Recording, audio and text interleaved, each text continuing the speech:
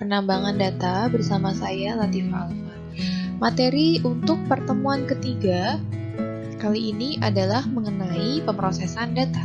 Diharapkan setelah mempelajari bagian ini, Anda mampu untuk menerapkan pemrosesan data agregasi dan contohnya, mampu menganalisis pemrosesan data sampling, ukuran sampel, dan tipe sampling, mampu menganalisis pemrosesan data discretization dari supervised dan unsupervised, mampu menerapkan pemrosesan data transformasi atribut dan contohnya, mampu membedakan pemrosesan data dimensionality reduction dan contohnya, mampu menerapkan pemrosesan data feature subset selection beserta contohnya dan juga mampu menerapkan pemrosesan data feature creation beserta contohnya.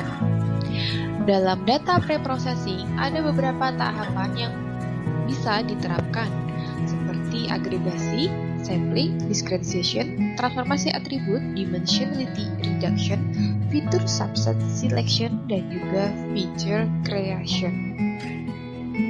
Transformasi atribut adalah fungsi yang memetakan seluruh kumpulan nilai dari atribut yang diberikan ke kumpulan nilai pengganti yang baru, ya, sehingga setiap nilai lama dapat diidentifikasi dengan salah satu nilai baru. Fungsi sederhananya dengan x pangkat k, log x, e x, kemudian magnitude x.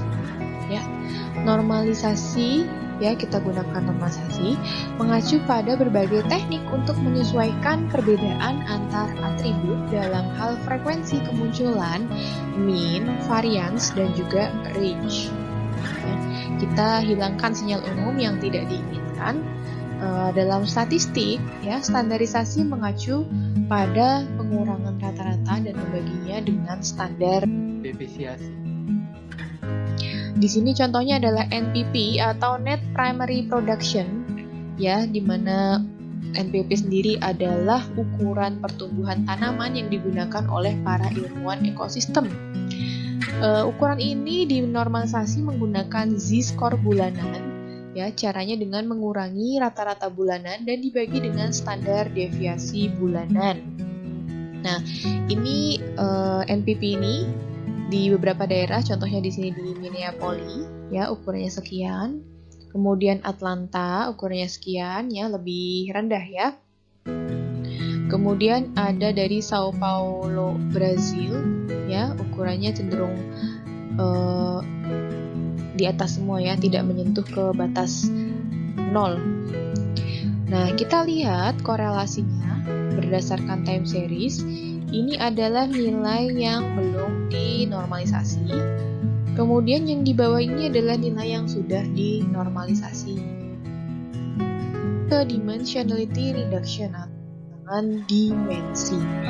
Pengurangan dimensi, ya, memiliki tujuan pertama menghindari kesulitan dimensi atau kompleksitas dari dimensi.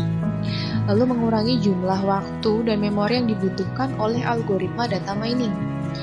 Juga memungkinkan data lebih mudah untuk divisualisasikan, dapat membantu menghilangkan fitur yang tidak relevan atau mengurangi noise. Ada beberapa teknik yang dikembangkan mulai dari PCA atau analisis komponen utama, lalu ada SVD, Singular Value Decomposition atau dekomposisi nilai tunggal. Lainnya ada teknik supervised dan juga teknik non-linear. Tujuannya adalah untuk menemukan proyeksi data yang menangkap variasi terbesar dalam data. Ini adalah contoh dari PCA.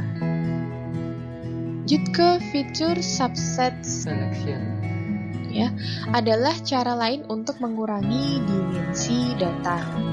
Nah, fitur yang berlebihan, ya kita bisa gandakan banyak atau semua informasi yang terkandung dalam satu atau lebih atribut lainnya, jadi untuk mengimbangi dari fitur tersebut, ya. Contoh untuk harga pembelian suatu produk dan jumlah pajak penjualan yang dibayarkan. Ada juga fitur yang tidak relevan, ya, yang tidak mengandung informasi yang berguna untuk tugas dalam data mining atau penambangan data. Contohnya di sini, ID siswa seringkali tidak relevan ya dengan tugas memprediksi IPK siswa. Jadi ID siswa bisa dihilangkan atau bisa kita abaikan ya. Lalu banyak teknik yang dikembangkan terutama untuk klasifikasi. Masuk ke fitur creation, kita membuat atribut baru yang dapat menangkap informasi penting dalam dataset ya, jauh lebih efisien daripada atribut asli.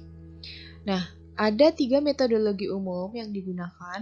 Pertama adalah ekstraksi fitur. Contohnya kita melakukan ekstraksi tepi dari gambar. Ya.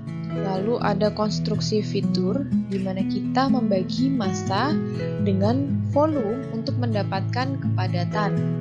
Ada juga kita bisa memetakan data ke ruang baru. Contohnya ketika kita melakukan analisis Fourier ya atau transformasi Fourier. Lalu kita juga bisa melakukan analisis wavelet.